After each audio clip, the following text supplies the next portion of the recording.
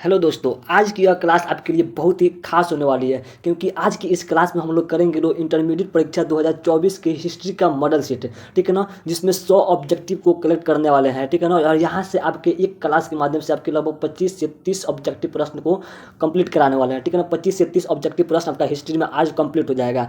तो बिना देरी के हम लोग क्लास को शुरू करते हैं क्योंकि आप लोग के पास अब मात्र एक माह का ही समय बचा है और एक माह में ही पढ़कर बेहतर रिजल्ट पाना है। ठीक है, तो चलिए हम लोग अपने क्लास की ओर बढ़ते हैं। बाकी जो बातें होगी वो वीडियो के बाद मतलब या फिर अभी क्लास में होगी। ठीक है, तो हम लोग बिना देरी के अपने क्लास को शुरू करते हैं। और हाँ, अगर इस चैनल पर नए हैं तो कृपया करके इस चैनल को सब्सक्राइब कर दीजिए। ठीक है ना, और अपने दोस्तों के पास शेयर करके एक बार लाइक कर दीजिए। ठीक है, तो चलिए हम लोग बिना देरी किए अपने क्लास को शुरू करते हैं, बढ़ते अपने क्लास की ओर। ठीक है, चलिए, तो यहाँ पे आपकी स्क्रीन पर दिख रहा होगा। ठीक है ना, लगभग 100 बस प्रश्न। ठीक है ना, कितने 100 प्रश्न आते हैं जिसमें से आपको 50 ही बनाना पड़ता है। ठीक है, तो आप लोग इसका उत्तर कमेंट कीजिएगा। ठीक है ना, इस 100 ऑब्जेक्टिव प्रश्नों का आप लोग उत्तर भी कमेंट कीजिएगा। ठीक है ना, कि आपने कितने सही किए। ठीक है, और हाँ, अगर इससे पहले अपने क्लास को कर लिया है कहीं और पे तो एक बार और इस क्लास को कीजिए। आपका वहाँ से क्या हो जाएगा, उसका रिवीजन हो जाएगा। ठीक है ना, तो चलिए हम लोग बिना देरी के अपने क्लास को शुरू करते हैं। आपके स्क्रीन पर पहला क्वेश्चन आपको दिख रहा होगा। ठीक है ना, फटाफट जल्दी से जल्दी हम लोग 100 ऑब्जेक्टिव को कंप्लीट करेंगे। ठीक है ना, ज़्यादा समय नहीं लेंगे क्योंकि उस समय आपके पास बहुत कम है। तो देखिए पहला क्वेश्चन क्या कर रहा है। ठीक है, पहला क्वेश्चन है कि पुरातत्व के अंतर्गत इनमें से कौन नहीं आता है,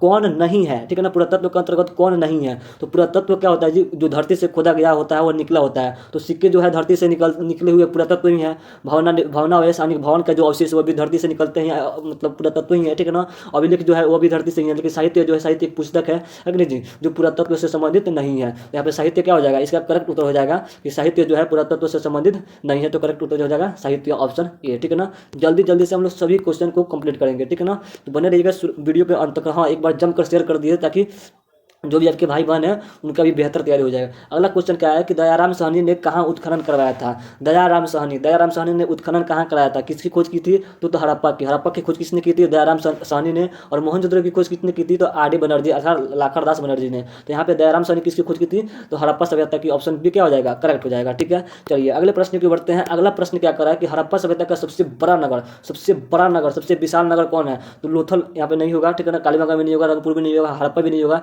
मोहनजोदड़ो होगा। क्या होगा जी, तो मोहनजोदड़ो है लोथल हड़प्पा सभ्यता का सबसे बड़ा नगर है। ठीक है ना, हड़प्पा सभ्यता का सबसे बड़ा नगर कौन सा है, मोहनजोदड़ो है। ऑप्शन ए करेक्ट हो जाएगा। ठीक है, चलिए अगला प्रश्न क्या कर रहा है, चौथा नंबर प्रश्न है कि मोहनजोदड़ो किस नदी के किनारे स्थित है। जो मोहनजोदड़ो, जो हड़प्पा सभ्यता का मोहनजोदड़ो सबसे विशाल नगर है, वह किस नदी के किनारे है, तो वह सिंधु नदी के किनारे है। किस नदी के किनारे है, सिंधु नदी के किनारे है। और मोहनजोदड़ो को सिंध का बाग भी कहा जाता है। ठीक है ना, और सिंधु भाषा से भी लिया गया है, सिंधी भाषा से लिया गया है। और मोहनजोदड़ो में ही विशाल स्नानागार मिला था। ठीक है, चलिए अगला प्रश्न क्या कर रहा है कि लोथल कहाँ स्थित है। लोथल कहाँ स्थित है जी, तो लोथल गुजरात में स्थित है। कहाँ स्थित है, गुजरात में स्थित है। ऑप्शन ए करेक्ट हो जाएगा। ठीक है, अगला प्रश्न क्या कर रहा है कि हम लोग यहाँ पे जल्दी जल्दी करेंगे। ठीक है ना, समय आप लोग के पास बहुत कम है, समय ज़्यादा नहीं लेंगे, बस जल्दी जल्दी से आप लोग कमेंट करते चलिए कमेंट बॉक्स में उत्तर। ठीक है, अगला प्रश्न क्या कर रहा है कि कलकत्ता में एशियाटिक सोसाइटी की स्थापना किसने किया था। आप लोग को मालूम ही होगा कि एशियाटिक सोसाइटी की स्थापना किसने किया था जी, तो कलकत्ता में एशियाटिक सोसाइटी की अपना जो किया था वो विलियम जोन्स ने किया था। किसने किया था, विलियम जोन्स ने किया था। ठीक है ना, विलियम जोन्स ने किया था, अर्थात आपका ऑप्शन डी क्या हो जाएगा, करेक्ट हो जाएगा। ठीक है ना, सारे प्रश्न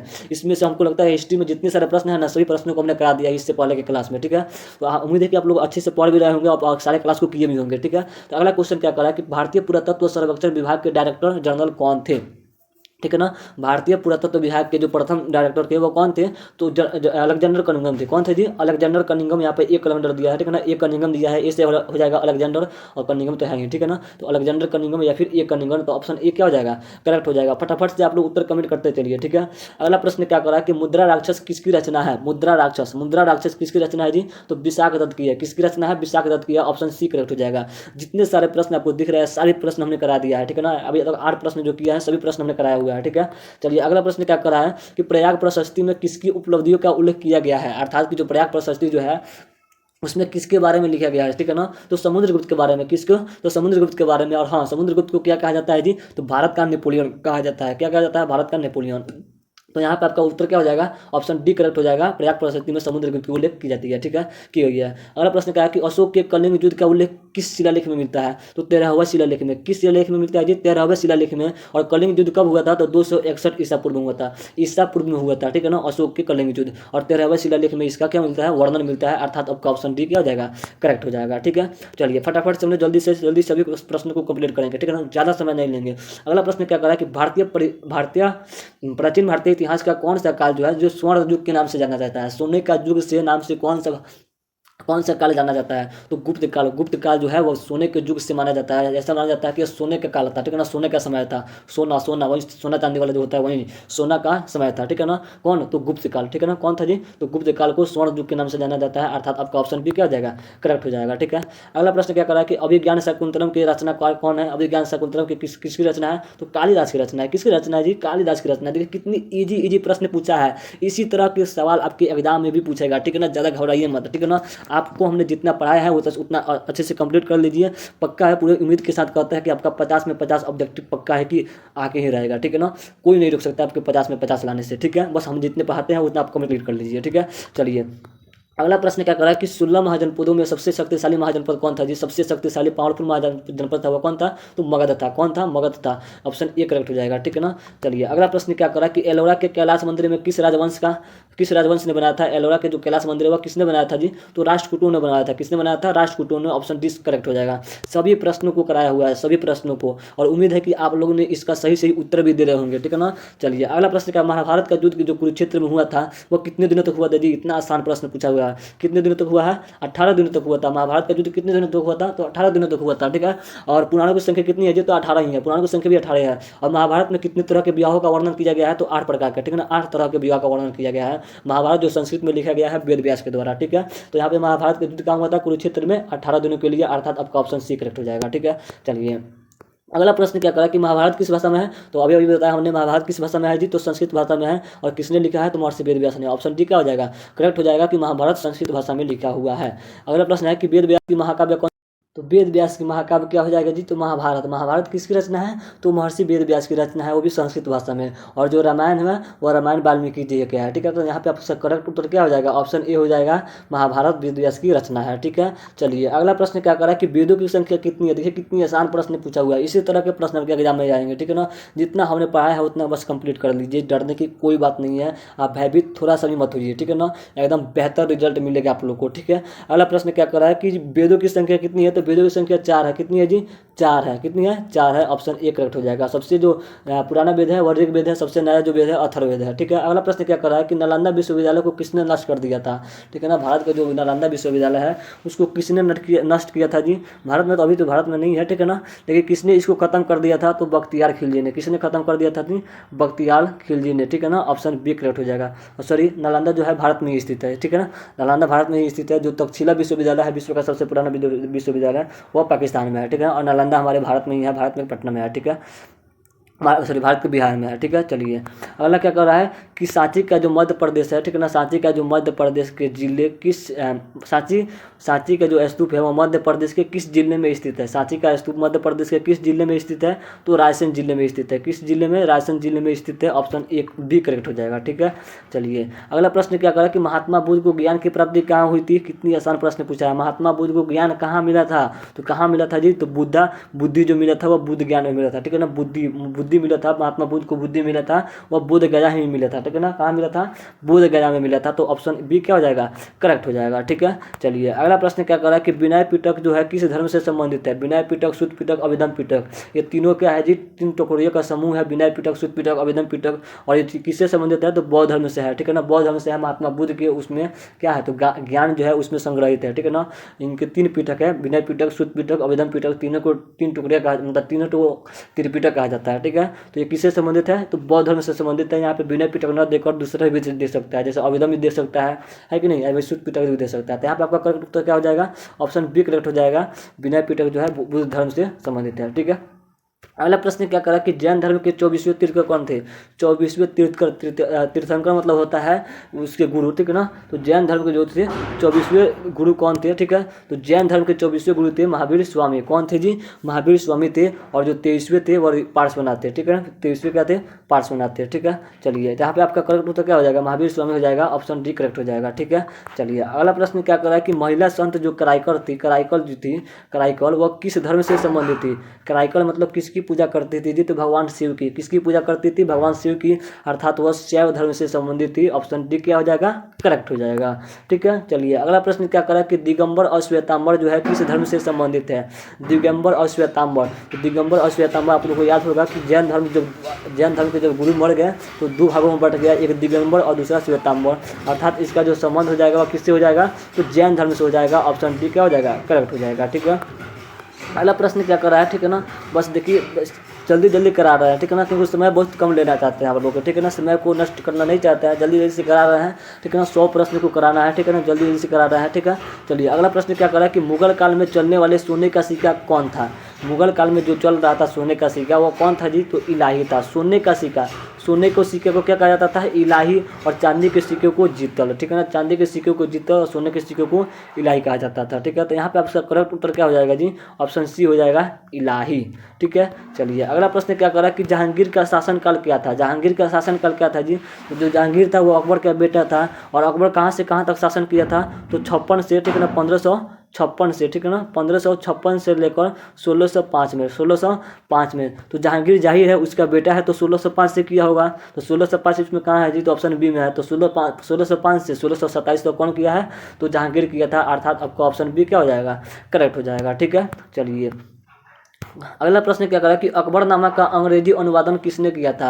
मतलब जो पुस्तक थी अकबरनामा, ठीक है ना, जो अकबर पर लिखी गई थी, अकबर ने नहीं लिखा था, अकबर के बारे में लिखी गई थी उस पुस्तक में। और किसने लिखा था? तो अबुल फजल ने लिखा था। ठीक है ना, और अकबरनामा को 3 भागों में बांटा गया है, जिसमें तीसरा जो भाग है उसको आइन अकबरी कहा गया है। तो आइन अकबरी के जो लेखक है वो भी अबुल फजल ही है, और आइन अकबरी भी 5 भागों में विभाजित है। ठीक है, तो यहाँ पे प्रश्न पूछा है कि अकबरनामा का अंग्रेजी अनुवादक किसने किया था? मतलब उसको इंग्लिश में किसने अनुवाद कर दिया?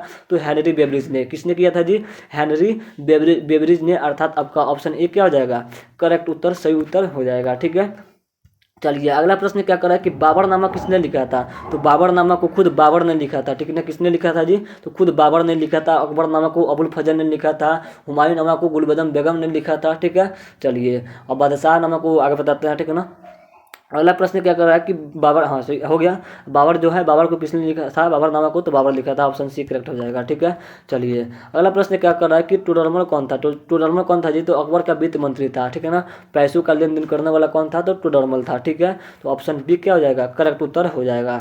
अगला प्रश्न क्या कर रहा है? ठीक है ना, बस ज़्यादा नहीं, ठीक है ना, थोड़ा थोड़ा करके सभी प्रश्नों को बताने वाला है। ठीक है ना, अगला प्रश्न क्या है कि तंबाकू के उपयोग पर किस शासक ने प्रतिबंध लगाया? यहाँ पे ज़्यादा कुछ समझा नहीं रहा है। ठीक है ना, क्योंकि आपका समय बहुत कम लेना चाहते हैं। बाकी सारी चीज़ें तो हमने समझा ही दिया है पिछले क्लास में, कई सारे क्लास में। ठीक है कि नहीं, और अभी एक क्रैश कोर्स है। ठीक है ना, अभी मॉडल पेपर है, तो उतना समझाने की कोई जरूरत नहीं है कि नहीं? और ज़्यादा समझाएंगे तो हमको लगता है कि और एक क्वेश्चन में समझा दिया तो यहाँ पर सभी को समझाना पड़ेगा ना, सभी को समझाना पड़ेगा कि कौन किया था, कौन किया था।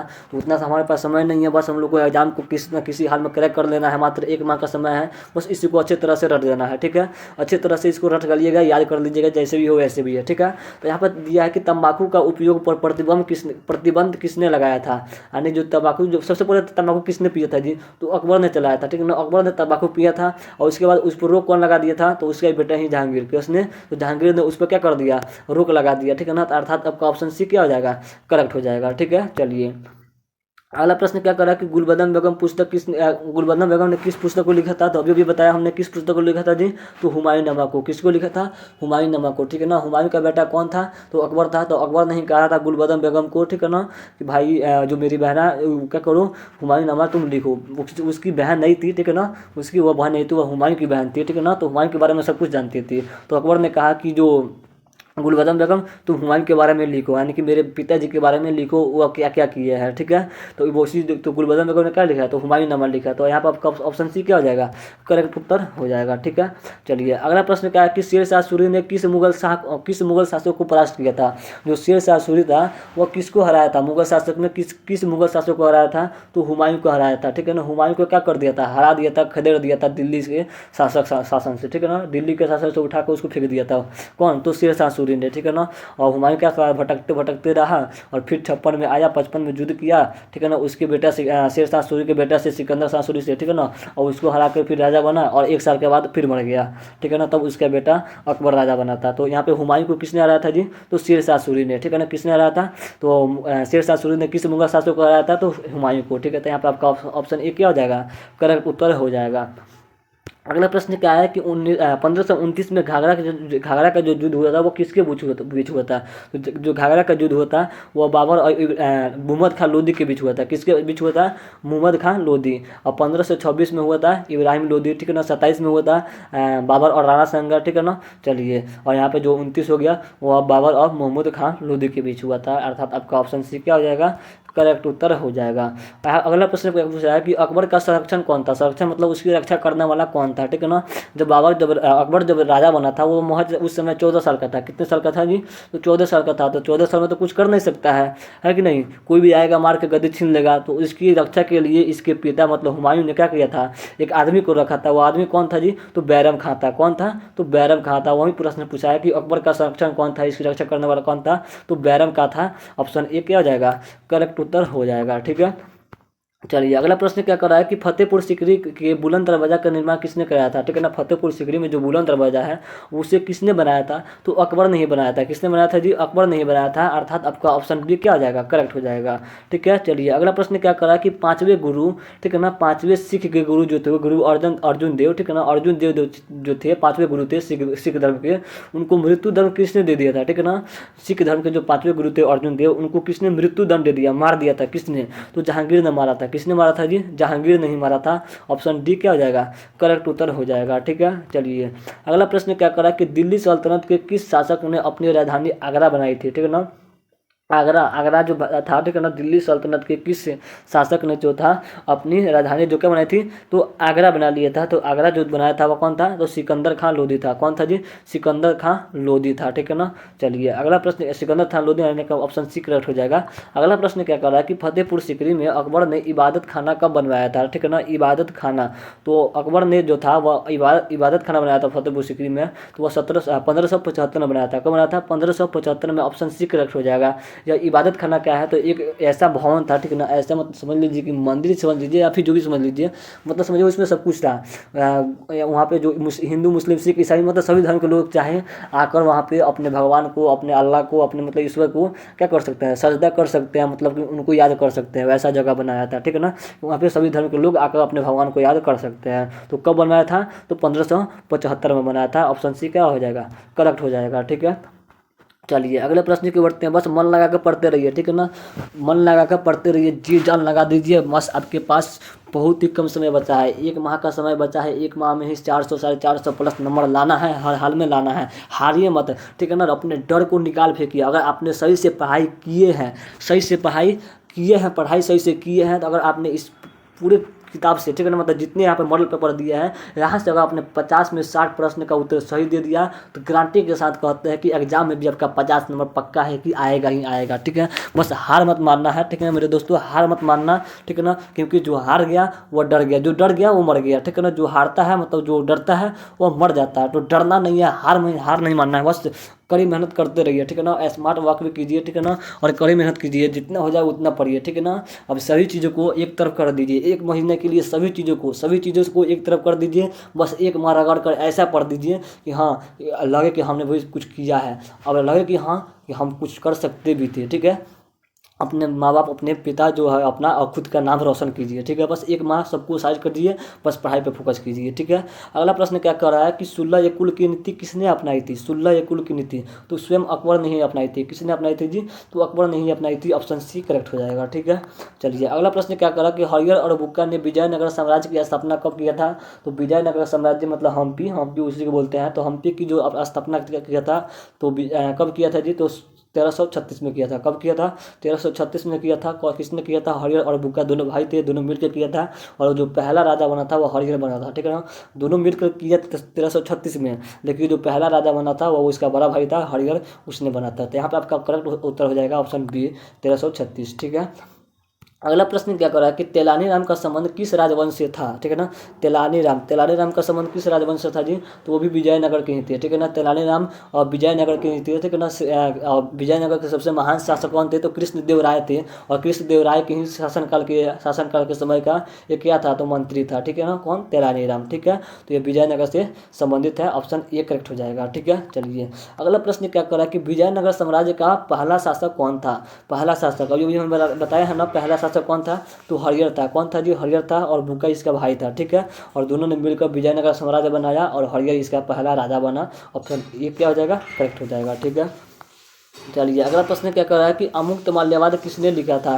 तो अमुक्तमाल्यवाद जो लिखा था वो कृष्णदेव राय था। किसने लिखा था जी, कृष्णदेव राय लिखा था अमुक्तमाल्यवाद। और वह सबसे महान शासक माना जाता है, ठीक है ना। कौन, विजयनगर साम्राज्य के, ठीक है ना। तो कृष्णदेव राय नहीं लिखा था अमुक्तमाल्यवाद। तो यहाँ पे ऑप्शन नहीं दिया है, कोई नहीं दिया है, तो यहाँ पे आपका ऑप्शन डी में दिया है, इनमें से कोई नहीं। तो क्या हो जाएगा, ऑप्शन डी सही हो जाएगा, इनमें से कोई नहीं, ठीक है। चलिए अगला प्रश्न क्या कर रहा है कि विरूपाक्ष मंदिर कहाँ स्थित है। तो विरूपाक्ष मंदिर जो है विजयनगर में ही स्थित है। यहाँ पे विजयनगर नहीं दिया है, हम्पी दिया है, ठीक है ना। हम्पी को ही कहा जाता है विजयनगर, ठीक है।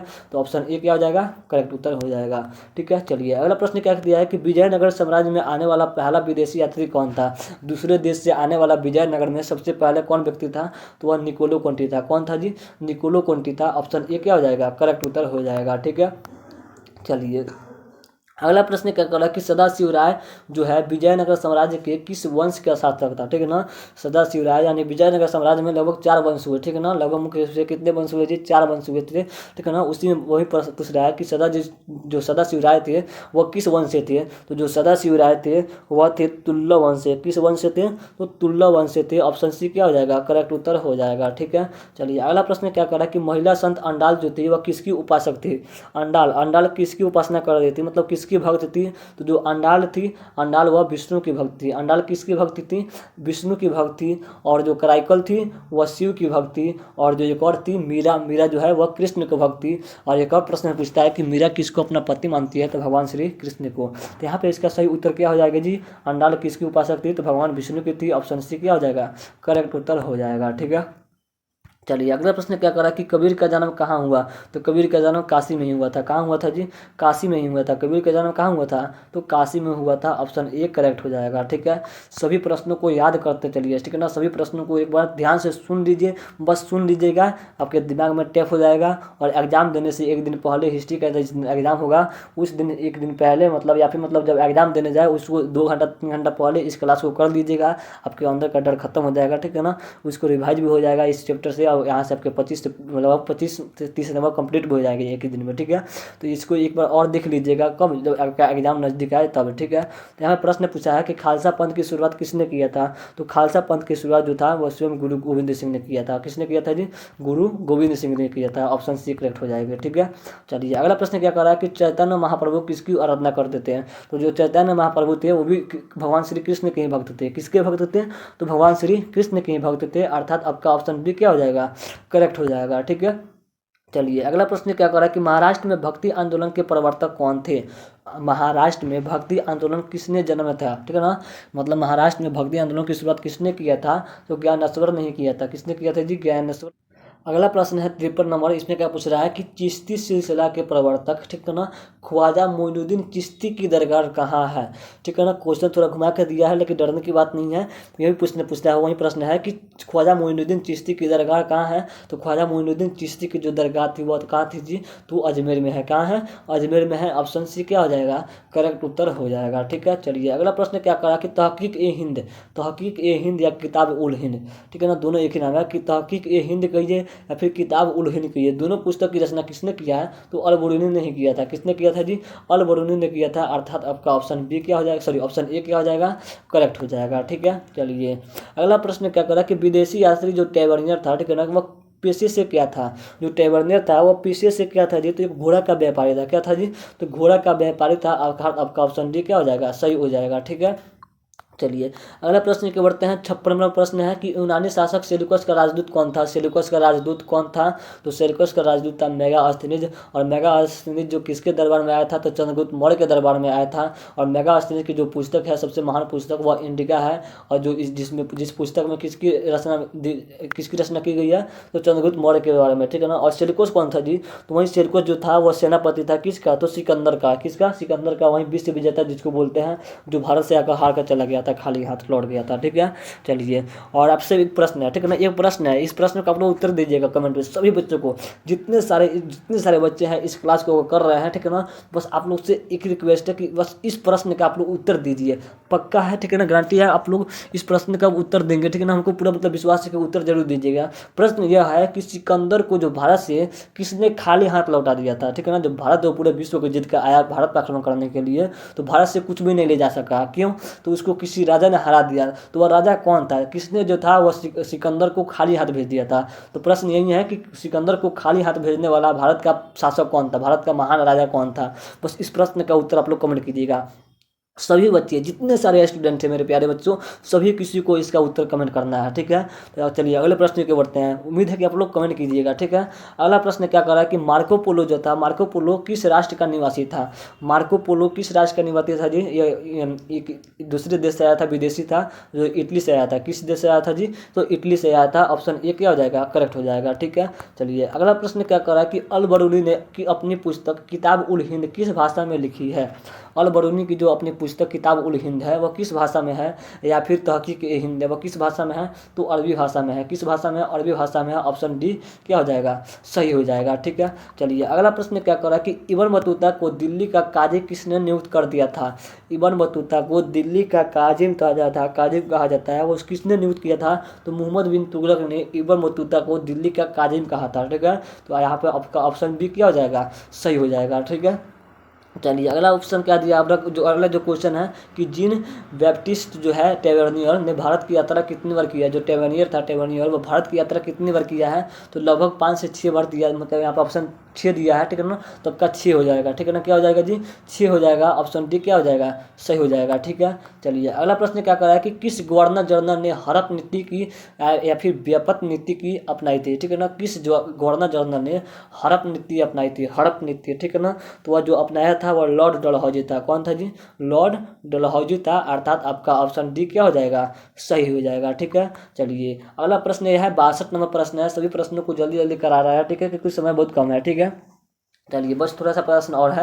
अगला प्रश्न क्या कर रहा है कि बंगाल में अस्थायी बंदोबस्त कब लागू किया गया था। ठीक है ना, और हाँ अगर आप लोग को वीडियो अच्छी लग रही है, क्लास अच्छी लग रही है, क्वेश्चन समझ में आ रहे हैं, ठीक है, तो एक बार लाइक कर दीजिए और हाँ दोस्तों के पास जरूर शेयर कीजिएगा। आप लोग कंजूसी करते हैं, दोस्तों के पास शेयर नहीं कर पाते हैं। ठीक है ना, तो शेयर कर दीजिए ताकि वो भी इसका लाभ उठाए। ठीक है ना, और नए नए हैं तो सब्सक्राइब कर दीजिए, सब्सक्राइब कर दीजिए भाई। सब्सक्राइब करने में क्या जाता है आप लोग को, बस आप लोग का बेहतर रिजल्ट बना कर देंगे हम आपको। ठीक है ना, बस सब्सक्राइब कर दीजिए और हमारे साथ क्लास करते रहिए रेगुलर। ठीक है ना, डेली क्लास कीजिए। ठीक है, अगला प्रश्न है कि बंगाल में अस्थायी बंदोबस्त कब लागू किया गया था। ठीक है ना, अस्थायी बंदोबस्त तो 1793 में कब लागू किया गया था, 1793 में लागू किया था, अर्थात आपका ऑप्शन बी क्या हो जाएगा, सही हो जाएगा। अगला प्रश्न क्या करा कि दामिन इको क्या है। तो दामिन इको जो है एक भूभाग है। ठीक है ना, भूमि का भाग है, पर्वतीय क्षेत्र का एक भूमि का भाग है। ठीक है ना, तो ऑप्शन ए से क्या हो जाएगा, सही हो जाएगा। ठीक है, चलिए अगला प्रश्न क्या करा कि दक्कन दंगा आयोग कब हुआ था। तो दक्कन दंगा आयोग जो हुआ वह कब हुआ था। तो दक्कन दंगा आयोग जो हुआ था वह था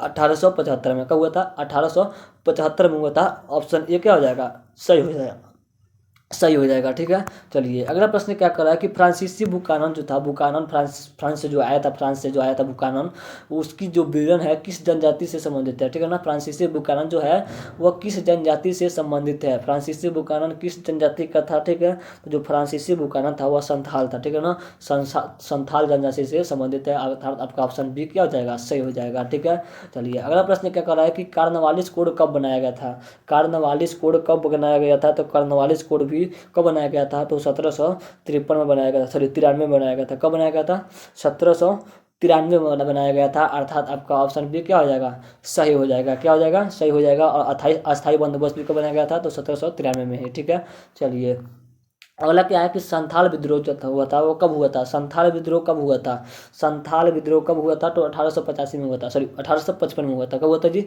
1855 में हुआ था, अर्थात आपका ऑप्शन डी क्या हो जाएगा, सही हो जाएगा। ठीक है, चलिए अगला प्रश्न क्या करें कि बुद्धू भगत ने किस विद्रोह का नेतृत्व किया था। बुद्धू भगत ने किस विद्रोह का नेतृत्व किया था। तो कोल विद्रोह का नेतृत्व किसने किया था जी, तो बुद्धू भगत ने किया था, अर्थात आपका ऑप्शन डी क्या हो जाएगा, सही हो जाएगा। यहाँ यहाँ पे ज़्यादा हम अंदर नहीं जा रहे हैं, ठीक है ना, अच्छे से उसको समझा नहीं पा रहे हैं, समझाने का उतना वक्त भी नहीं है, समय ज़्यादा नहीं लेंगे हम, ठीक है ना। अगर ज़्यादा वक्त लेंगे तो आप लोग भी गुस्सा हो जाइएगा, ठीक है। बस अब सारी चीज़ें करा दिया गया है पहले ही, बस आप लोग इसका फटाफट उत्तर देते चलिए, ठीक है ना, हमें इसको फटाफट समझाते चलते हैं, ठीक है। अगला प्रश्न क्या है कि दिल्ली से 1857 के विद्रोह का नेतृत्व किसने किया था? दिल्ली से, तो दिल्ली से जो था 1857 के विद्रोह का नेतृत्व किसने किया था? बहादुर शाह जफर ने किया था। किसने किया था जी? बहादुर शाह जफर ने किया था, अर्थात आपका ऑप्शन ए क्या हो जाएगा? सही हो जाएगा, ठीक है ना। अगला प्रश्न है कि पीर अली जो था, पीर अली वह कहाँ से थे? पीर अली जो थे वह कहाँ से नेतृत्व किए थे? तो पटना से किए थे। पीर अली पटना से किए थे, और बहादुर शाह जफर जो दिल्ली से किए थे, ठीक है ना। और वीर कुंवर सिंह थे, वीर कुंवर सिंह वह जगदीशपुर से थे, ठीक है ना। कहाँ से थे? जगदीशपुर से थे, ठीक है। चलिए, झांसी से रानी लक्ष्मीबाई थी, ठीक है। अगले प्रश्न की बढ़ते हैं, तो यहाँ पे इसका सही उत्तर क्या हो जाएगा जी? अगर यहाँ पे अगर सही उत्तर हो जाएगा पीर अली कहाँ से थे? तो पटना से थे, ठीक है। चलिए, अगला प्रश्न है कि बहादुर शाह जफर को अंग्रेजों ने कहाँ निर्वासित कर दिया गया, ठीक है ना।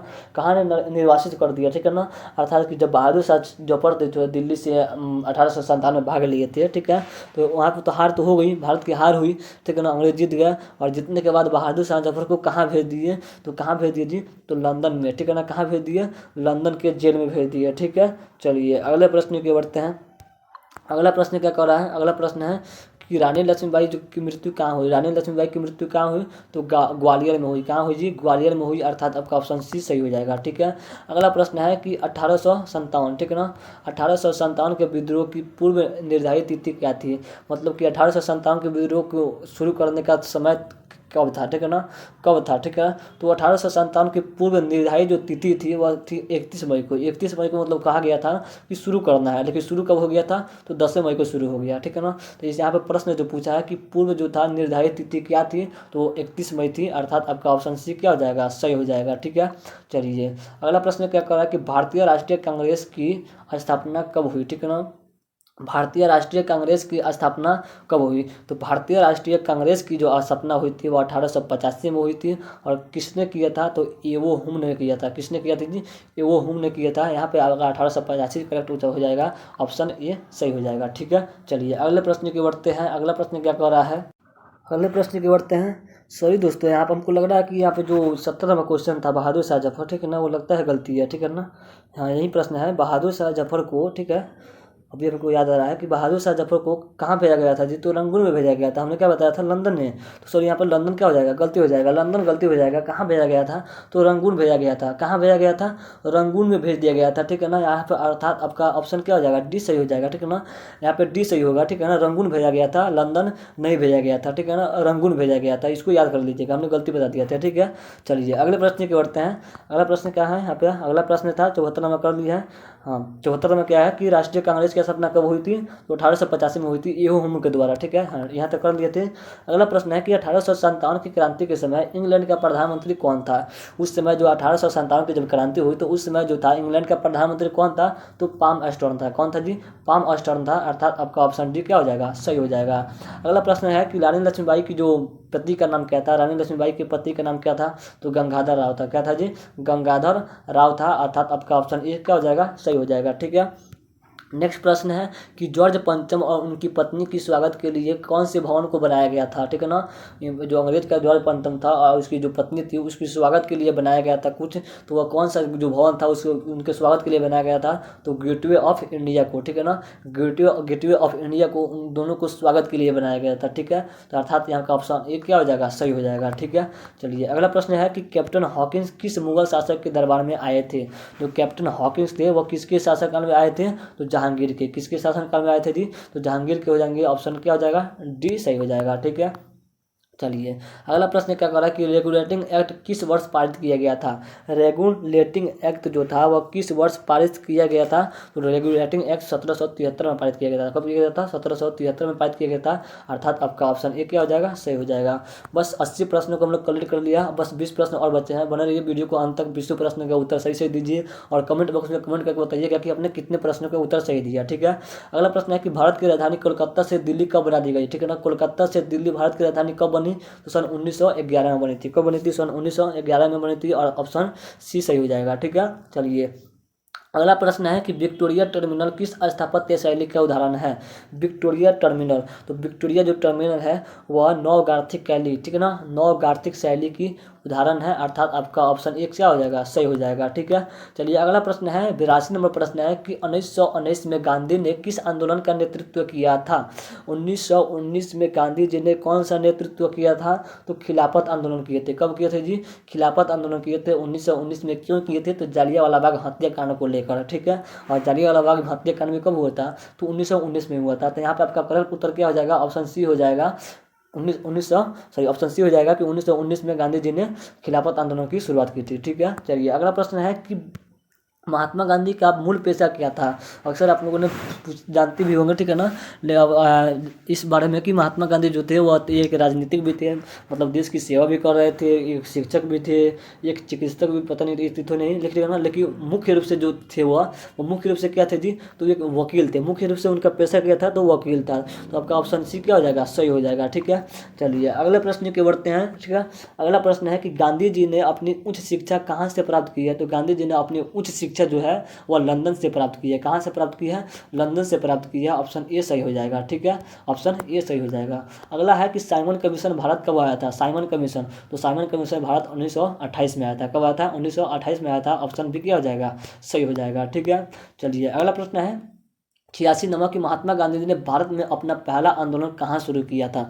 महात्मा गांधी ने भारत में अपना पहला आंदोलन जो शुरू किया था वह चंपारण, हमारे पश्चिम चंपारण, ठीक है ना, पहले जो था पश्चिम चंपारण और पूर्वी चंपारण दोनों एक ही में था। ठीक है ना, और अलग बाद में इसको अलग अलग कर दिया गया। तो पहला एक ही नाम था चंपारण, और पूर्वी कहाँ है, बिहार के पश्चिमी भागों में। ठीक है ना, बिहार के पश्चिमी भागों में क्या है, तो हमारा चंपारण जिला है। ठीक है, प्यारा सा चंपारण, बहुत ही सुंदर है। ठीक है ना, बहुत ही सुंदर एक जिला है। ठीक है ना, बिहार का। ठीक है, तो इसी चंपारण जिले से महात्मा गांधी ने क्या किए थे, सबसे पहले अपना आंदोलन शुरू किए थे। यहाँ पे आपका ऑप्शन बी क्या हो जाएगा, सही हो जाएगा। ठीक है, चलिए अगला प्रश्न है क्या कि डांडी किस राज्य में स्थित है। डांडी जो है किस राज्य में स्थित है जी, तो डांडी गुजरात राज्य में स्थित है। किस राज्य में स्थित है, गुजरात राज्य में स्थित है। ऑप्शन सी क्या हो जाएगा, सही हो जाएगा। ठीक है, चलिए अगला प्रश्न है कि महात्मा गांधी के बचपन का नाम क्या था। महात्मा गांधी को बचपन में क्या कहा जाता था। तो महात्मा गांधी को बचपन में उनकी जो माँ थी वह प्यार से मुनिया कहती थी। ठीक है ना, मुनिया, बाद में इनको मोहन कहा गया, बाद में क्या कहा गया, मोहन, लेकिन इनकी जो मुनिया, इनका क्या था, बचपन का नाम था। इनकी माँ इनको मुनिया कहती थी। तो यहाँ पर आपका ऑप्शन बी क्या हो जाएगा, सही हो जाएगा। ठीक है ना, चलिए अगला प्रश्न है कि सर की उपाधि किसने लौटा दी थी। तो रविंद्रनाथ टैगोर ने। पहले रविंद्रनाथ टैगोर को एक उपाधि मिली थी, यानी कि सर रविंद्रनाथ टैगोर कहा जाता था, सर रविंद्रनाथ टैगोर। लेकिन रविंद्रनाथ टैगोर ने क्या किया जी, अपने आगे से सर को हटा लिया, मतलब अपना सर नहीं, मतलब सर उपाधि को हटा दिया। ठीक है ना, बोले कि नहीं हमको कोई सर नहीं कहेगा। ठीक है, तो इन्होंने क्या किया, उपाधि लौटा दी, अर्थात आपका ऑप्शन सी क्या हो जाएगा, सही हो जाएगा। सर की उपाधि रविंद्रनाथ टैगोर ने लौटाई थी। बस 90 प्रश्न पर आ गए। ठीक है, 90 नंबर प्रश्न पर आ गए। 10 प्रश्न और बचा है। ठीक ना, जल्दी जल्दी इसको भी कलेक्ट कर लेते हैं क्योंकि समय हमने बहुत ज़्यादा ले लिया। ठीक है, चलिए अगला प्रश्न है कि भारत छोड़ो आंदोलन कब हुआ था जी। तो भारत छोड़ो आंदोलन 1942 में हुआ था। कब हुआ था, 1942 में हुआ था। ऑप्शन सी सही हो जाएगा। ठीक है, चलिए अगला प्रश्न है कि माउंट बेटन योजना कब प्रस्तुत की गई थी। तो माउंट बेटन जो योजना है वह 3 जून 1947 को प्रस्तुत की गई थी। 3 जून 1947 को प्रस्तुत की गई थी। ऑप्शन ए क्या हो जाएगा, सही हो जाएगा। ठीक है, अगला प्रश्न है कि भारतीय राष्ट्रीय कांग्रेस के संस्थापक कौन थे। तो भारतीय राष्ट्रीय कांग्रेस के संस्थापक कौन थे जी, तो पहले बताया है कौन थे, तो एओ हुम थे। कौन थे, एओ हुम थे। ऑप्शन ए क्या हो जाएगा, सही हो जाएगा। और कब बनाया गया था भारतीय राष्ट्रीय कांग्रेस की स्थापना कब हुई थी, तो 1885 में हुई थी। कब हुई थी, 1885 में हुई थी एओ हुम के द्वारा। ठीक है, तो ऑप्शन क्या हो जाएगा, ये सही हो जाएगा, ईओ हुम। ठीक है, अगला प्रश्न है कि सुभाष चंद्र बोस ने आज़ाद हिंद फौज कहाँ बनाया था। ठीक है ना, आज़ाद हिंद फौज का गठन सुभाष चंद्र बोस ने कहाँ किया था, तो बर्मा में किया था। कहाँ किया था, बर्मा में किया था। बर्मा कहाँ है जी वर्तमान में, तो बांग्लादेश में है। ठीक है, तो यहाँ पर आपका ऑप्शन बी क्या हो जाएगा, सही हो जाएगा। बर्मा देकर बांग्लादेश भी दे सकता है। ठीक है, चलिए अगला प्रश्न क्या है कि पाकिस्तान ने अपना प्रथम स्वाधीनता दिवस कब मनाया जाता है। ठीक है ना, मतलब कब मनाया। ठीक है ना, पाकिस्तान जो था वो अपना स्वतंत्रता दिवस कब मनाया जाता है। ठीक है, कब मनाया था, या फिर मनाते भी, अभी भी मनाता है। कब मनाता है, तो 14 अगस्त 1947 को। हम लोग का जो देश है वो 14 अगस्त की रात को, 15 अगस्त की मतलब 15 अगस्त को, मतलब जब शुरुआत हुई दिन 1 बजे से। ठीक है ना, उस समय मतलब आज़ादी मिली। ठीक है ना, तो 14 अगस्त की रात को, जैसे मान लीजिए कि आज 14 अगस्त है तो इसी रात को स्वतंत्रता मिली। तो इसी दिन क्या किया, पाकिस्तान ने अपना वो स्वतंत्रता दिवस मनाने लगा। हम लोग नहीं अपने नए दिन मतलब नई जब नई जब सूर्योदय हुई, यानी जब नया दिन आया तो उस दिन को अर्थात हम लोग 15 दिन को अपना क्या अपना स्वतंत्रता दिवस मनाने लगे। ठीक है, तो यहाँ पे प्रश्न पूछा है कि पाकिस्तान ने अपना स्वतंत्रता दिवस कब मनाया, तो 14 अगस्त को। कब मनाया जी, 14 अगस्त को। ऑप्शन बी क्या हो जाएगा, सही हो जाएगा। ठीक है, चलिए। और वैसे भी पाकिस्तान को आज़ादी उसको आज़ादी नहीं मिली थी, वह एक नया देश बना है। ठीक है ना। चलिए, अगला प्रश्न है कि गांधी जी को गोली कब मारी गई थी। ठीक है ना, गांधी सॉरी कहाँ मारी गई थी। गांधी जी की गोली नाथूराम गोडसे ने मारी है। कहाँ मारी थी, तो नई दिल्ली में। कहाँ मारी थी जी, नई दिल्ली में मारी थी। 2 गोलियां मारी थी। ठीक है, चलिए। अगला प्रश्न है कि स्वतंत्र भारत के प्रथम राष्ट्रपति कौन थे। प्रथम राष्ट्रपति तो डॉक्टर राजेंद्र प्रसाद थे। कौन थे, डॉक्टर राजेंद्र प्रसाद थे। ठीक है ना। और जो द्वितीय राष्ट्रपति थे सिराज गोपालाचारी थे। ठीक है, सिराज गोपालाचारी थे। और दूसरे राष्ट्रपति भी वही थे, सिराज गोपालाचारी। ठीक है, चलिए।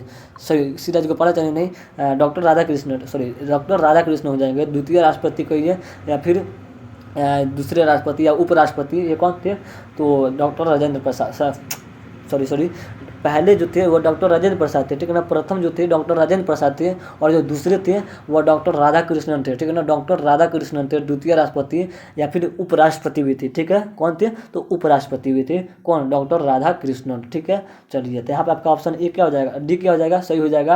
प्रथम राष्ट्रपति डॉक्टर राजेंद्र प्रसाद थे। ठीक है, अगला प्रश्न है कि भारतीय संविधान कब लागू हुआ। इस प्रश्न को हम लोग बताने वाला नहीं है। ठीक है ना, इस प्रश्न को नहीं कराएंगे क्योंकि आप लोग को पता ही होगा इसका उत्तर। ठीक है ना, इसका उत्तर को हर एक बच्चों को याद होगा। ठीक है ना, इसका उत्तर हर एक बच्चों को याद होगा। सॉरी हम तो बता भी दिए, यहाँ पे बता भी दिया इसका उत्तर। ऑप्शन डी क्या हो जाएगा, सही हो जाएगा। 26 जनवरी 1950 को। एक प्रश्न है कि हमारा देश कब आज़ाद हुआ था, उसको कमेंट बॉक्स में कमेंट कीजिए। अगला है कि पाकिस्तान का प्रथम प्रधानमंत्री कौन था, तो लियाकत अली। कौन था जी, लियाकत अली। यहाँ पे ऑप्शन नहीं दिया है, ऑप्शन कोई नहीं दिया है, तो क्या हो जाएगा, इनमें से सही, इनमें से कोई नहीं हो जाएगा। ऑप्शन डी क्या हो जाएगा, सही हो जाएगा। डरने की बात नहीं है, जो आपका उत्तर सही होगा उसी को कीजिएगा। गलत फहमी में आकर, ठीक है ना, गलत फहमी में आकर यहाँ पे जिन्ना पे मत लगा लीजिएगा। ठीक है ना, यहाँ पे ऑप्शन डी भी दिया है कि इनमें से कोई नहीं। जब लियाकत अली था तो जिन्ना नहीं हो सकता है, कोई नहीं हो सकता है। ठीक है ना, जब लियाकत अली था तो लियाकत अली ही होगा प्रथम प्रधानमंत्री। तो यहाँ पे आप गलती से जिन्ना मत लगा दीजिएगा। ठीक है, ठीक है। तो आपका ऑप्शन क्या हो जाएगा, ऑप्शन डी सही हो जाएगा, क्योंकि यहाँ पे कोई नहीं है। ठीक है, क्या है, कोई नहीं है। ठीक है, चलिए। अगला प्रश्न है कि जय जवान जय किसान का नारा किसने दिया था, तो लाल बहादुर शास्त्री ने दिया था। किसने दिया था जी, लाल बहादुर शास्त्री ने दिया था। ऑप्शन बी क्या हो जाएगा, सही हो जाएगा। और एक और प्रश्न है कि जय जवान जय किसान और जय विज्ञान का नारा किसने दिया था। इस प्रश्न का उत्तर आप लोग इस कमेंट बॉक्स में कमेंट कीजिए। वैसे बता देते हैं कि इस प्रश्न का उत्तर जो हो जाएगा वह अटल बिहारी वाजपेयी हो जाएंगे। ठीक है, चलिए। अगला नेक्स्ट और लास्ट प्रश्न है कि हमारे राष्ट्रगान जो था, हमारा जो राष्ट्रगान है जन गण मन, उसकी रचयिता कौन है। उसकी रचयिता कौन है जी, तो रविंद्रनाथ टैगोर है। कौन है, रविंद्रनाथ टैगोर ने क्या लिखा है, राष्ट्रगान लिखा है। और राष्ट्रगीत किसने लिखा है जी, राष्ट्रगीत तो वो बंकिम चंद्र चटर्जी लिखे हैं। कौन लिखा है, बंकिम चंद्र चटर्जी है। आज आपका 100 ऑब्जेक्टिव प्रश्न कंप्लीट हुआ। कितना, 100 ऑब्जेक्टिव प्रश्न हिस्ट्री का वो भी मॉडल सेट है। बिहार बोर्ड ऑफिशियल द्वारा मॉडल सेट लॉन्च किया गया है, वही ऑफिशियल मॉडल पेपर है। ठीक है ना, और एक ही मॉडल पेपर जारी होता है। ठीक है ना, उसी का ये क्या था, 100 ऑब्जेक्टिव था। और उम्मीद है कि आप लोग 100 में से 80 प्रश्नों का, 90 प्रश्नों में सभी प्रश्नों का, हमको लगता है कि सभी प्रश्न इसे करा दिए गया है। ठीक है ना, 100 में से अगर आपने 90 प्रश्न का उत्तर सही दिया है तो बिल्कुल आप एकदम सही जा रहे हैं, सही दिशा में है। अपने कंपटीशन लेवल का भी तैयारी कर चुके हैं। ठीक है, और अगर आपका 50 भी उत्तर सही है तो डरने की बात नहीं है, आप लोगों को थोड़ा सा और मेहनत करना पड़ेगा। ठीक है, तो हम लोग नेक्स्ट क्लास में लेकर आएंगे इसी तरह। हिस्ट्री का तो हो गया, आज ज्योग्राफी पॉलिटिकल सबका लेकर आएंगे। ठीक है ना, और मिलते हैं नेक्स्ट क्लास में। अगर वीडियो अच्छी लगी है तो इसको ज़्यादा से ज़्यादा शेयर कीजिए और लाइक कर दीजिएगा। ठीक है ना, और सुंदर सा कमेंट करके बताइए कि वीडियो आपको कैसी लगी है। मिलते हैं नेक्स्ट क्लास में, तब तक के लिए जय हिंद।